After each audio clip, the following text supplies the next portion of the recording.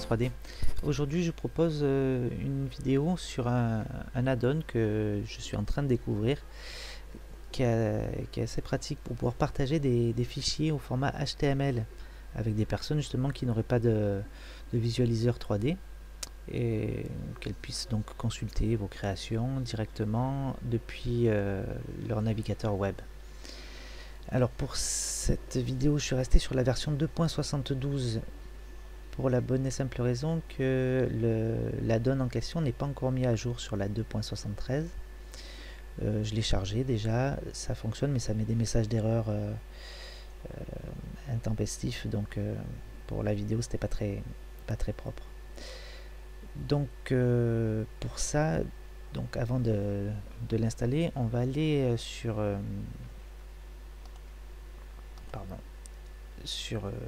Google. Il faut aller directement sur le site qui s'appelle Blend for Web. Donc directement l'adresse .com. Vous arrivez sur le site de l'équipe qui a développé ça. Avec, ils ont une chaîne vidéo, enfin il y a pas mal de tutos, c'est en anglais. Mais je vous invite à les suivre et puis à partager aussi votre expérience avec nous. Là on va aller directement l'installer, donc vous allez dans Downloads et ici vous avez donc Blend for Web, Free Distribution, ou directement l'add-on, vous cliquez pour le télécharger. Et voilà, ici vous avez les compatibilités. Donc on est bien sur la 2.72, la dernière version. Donc il y a l'add-on et la version aussi développeur. Voilà, avec des vidéos sur cette fonction là. Là on va rester nous juste sur l'add-on simple. Donc une fois que vous l'avez téléchargé, comme dans la vidéo précédente, il faut l'installer manuellement. Donc vous êtes dans préférences utilisateur et vous faites install from file. Donc ça vous allez le chercher. Donc moi elle est déjà installée.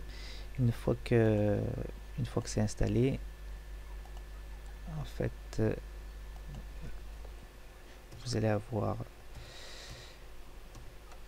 un import. Voilà, c'est dans les imports export que vous avez Blend for Web. Donc en plus je l'avais décoché.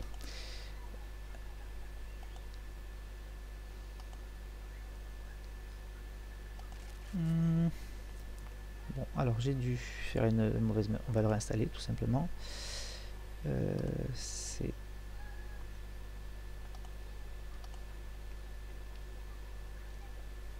Dans mes downloads, je vais mettre celle-là.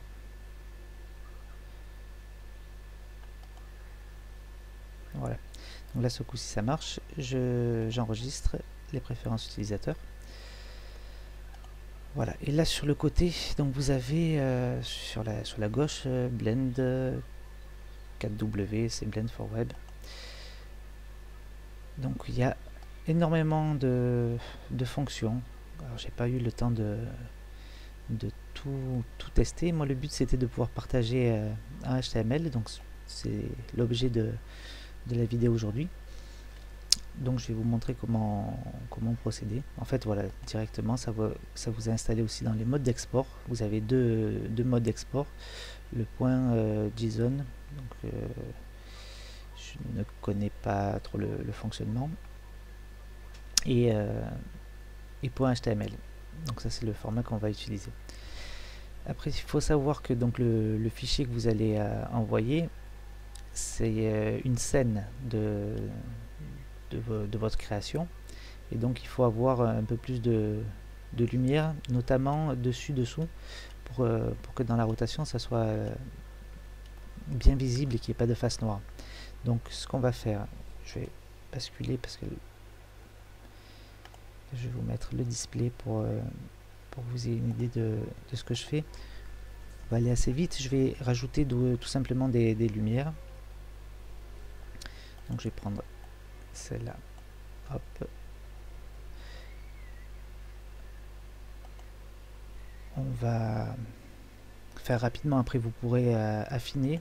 Je ferai peut-être d'ailleurs une vidéo sur les lumières, même si c'est pas trop ma spécialité. Ça, parce que, enfin, je vous invite à travailler sur les lumières suivant ce que vous faites. Moi, pour l'impression 3D, c'est vrai que j'utilise quand même assez peu. Pas trop d'intérêt. Voilà. Bon, ça va aller. Ce qu'on va faire, c'est que je vais supprimer le cube pour avoir un truc un peu plus sympa à montrer. On va faire fichier, importer. Bon, moi j'ai surtout des STL.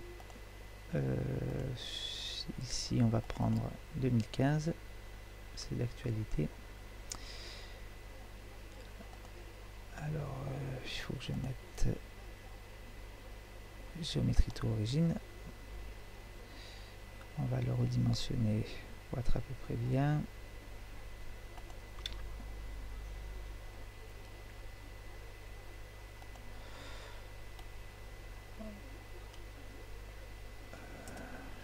Ouais, ça va. On va faire un RX. Un peu comme ça.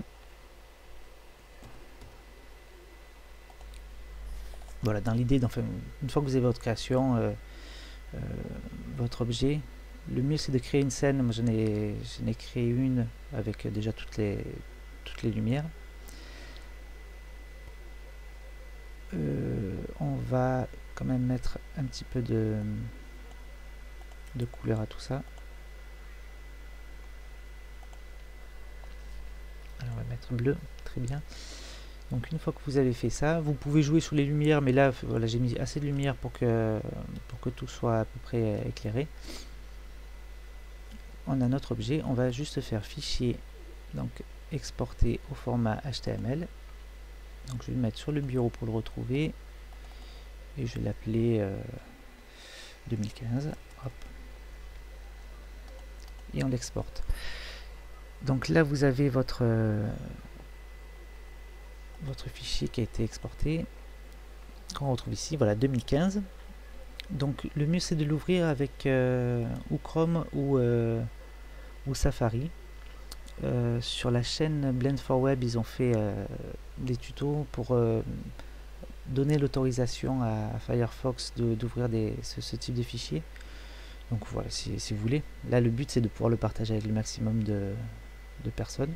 Donc voilà, vous avez votre objet qui est dans l'espace et que vous pouvez manipuler donc avec les boutons de la souris. Bouton de droite, c'est un déplacer, tout simplement.